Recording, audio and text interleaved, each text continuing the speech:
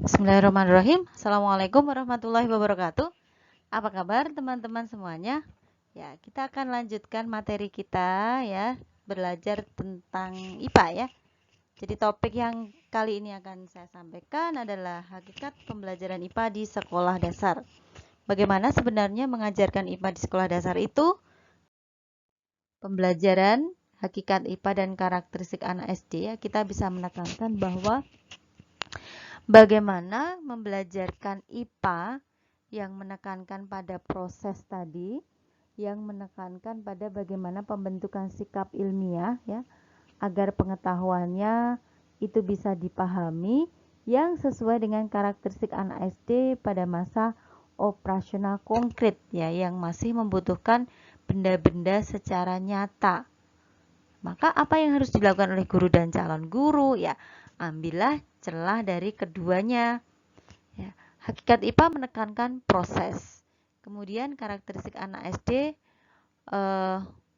penekanannya pada masih membutuhkan sesuatu yang konkret untuk membantu pemahaman konsep.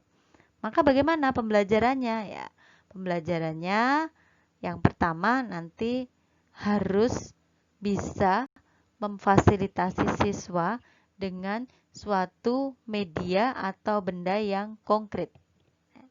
Itu yang pertama. Yang selanjutnya tujuan ya. Tujuan pembelajaran IPA di sekolah dasar sebagaimana dalam rumusan KTSP 2006 itu sudah disebutkan bahwa tujuan pembelajaran IPA yang pertama memperoleh keyakinan terhadap kebesaran Tuhan Yang Maha Esa berdasarkan keberadaan, keindahan dan keteraturan alam ciptaannya. Ya, kalau kita melihat mengapa bumi itu selalu berputar mengelilingi matahari, ya. Kenapa tidak saling bertumbukan antara planet satu dengan planet yang lain? Nah, itu belajar tentang IPA ya, IPBA khususnya. Ada gaya gravitasi antar planet sehingga mengapa tidak jatuh, yaitu itu iya, kalau kita tahu belajar IPA, tahu alasannya sehingga kita bisa memperoleh keyakinan bahwa Tuhan itu maha besar, bahwa Allah itu maha besar. Allahu Akbar. Kemudian yang kedua, mengembangkan pengetahuan dan pemahaman konsep-konsep IPA yang bermanfaat.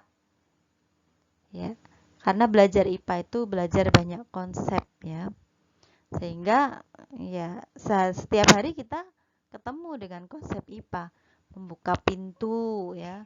Itu apa konsepnya? Kemudian bangun tidur ya, kita bisa bergerak, itu konsepnya apa? Energi otot ya.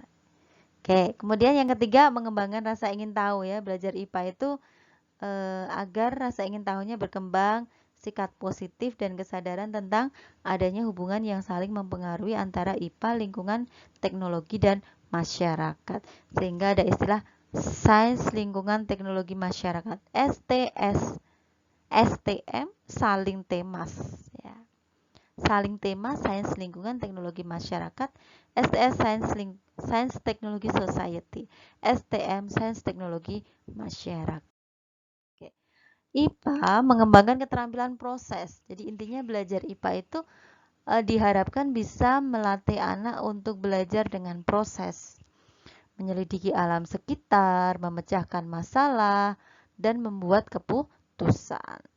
Memecahkan masalah misalnya di sekitar kita banyak sampah, sampahnya daun-daunan, maka bagaimana kita menghilangkan sampah itu? Oh, bisa dibuat pupuk atau dibuat kerajinan yang lain yang sifatnya itu bisa memanfaatkan jenis-jenis sampah tersebut.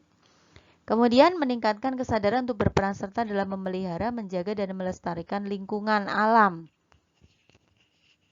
Iya, kita belajar IPA bisa tahu bagaimana cara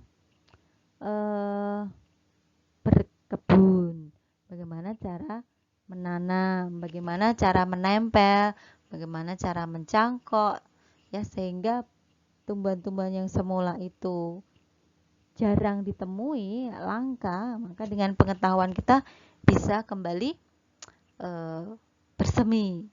Kemudian belajar IPA meningkatkan kesadaran untuk menghargai alam. Ya, ini tadi kalau kita melihat planet-planet dan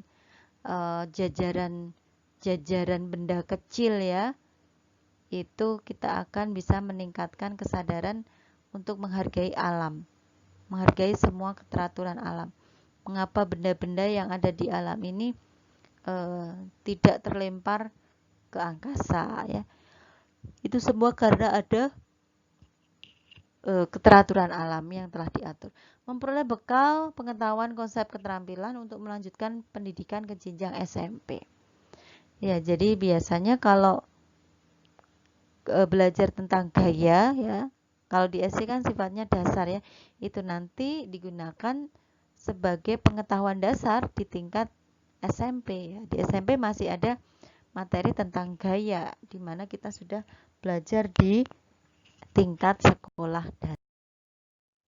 Kemudian menurut Science for All Americans, bagaimana IPA itu sebaiknya dibelajarkan? Itu mengurangi sejumlah materi ajar yang harus dipahami oleh peserta didik.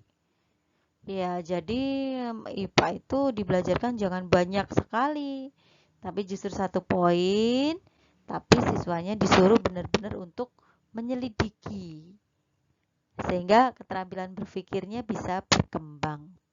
Ini ya, tapi kalau di kita ya biasanya ya kurikulumnya banyak sekali, tapi waktu untuk menekankan proses itu yang sedikit.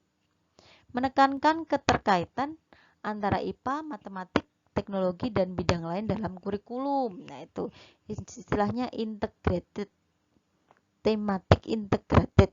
Ini sudah mulai diterapkan ya, pembelajaran tematik di sekolah dasar.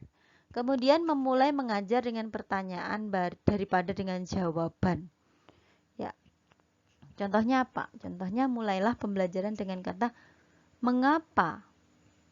Ya, sehingga nanti keterampilan berpikir kritisnya akan mulai muncul. Mengapa tumbuhan hijau itu ketika pagi hari ada titik-titik airnya, itu jangan kita memberitahu dulu ya, tapi ungkapkan beberapa pertanyaan yang bisa menimbulkan rasa keingintahuan yang tinggi, yang bisa memicu siswa untuk berpikir kritis. Mendorong kreativitas dan rasa keingintahuan siswa, ini tadi kaitannya dengan atasnya. Kemudian fokus pada kebutuhan seluruh siswa. Ini saran dari Science for All. Nah, kemudian menurut Depdiknas 2006, pembelajaran sains dilaksanakan secara inquiry ilmiah. Inquiry, penekanan pada penemuan, agar dapat mengembangkan keahlian berpikir, bekerja, serta bersikap ilmiah dan mengkomunikasikannya sebagai bagian dari kecakapan hidup. Nah, itu. Jadi intinya IPA itu diajarkan secara penemuan, ya, mengkondisikan agar menjadi seorang ilmuwan ya kalau IPA itu. Ya, misalnya praktik tentang bunyi. Jangan diberitahu dulu bunyi merambat melalui benda padat, cair, gas.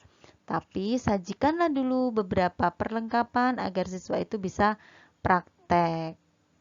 Ya, setelah praktek baru mengambil kesimpulan di mana guru itu bisa meluruskan.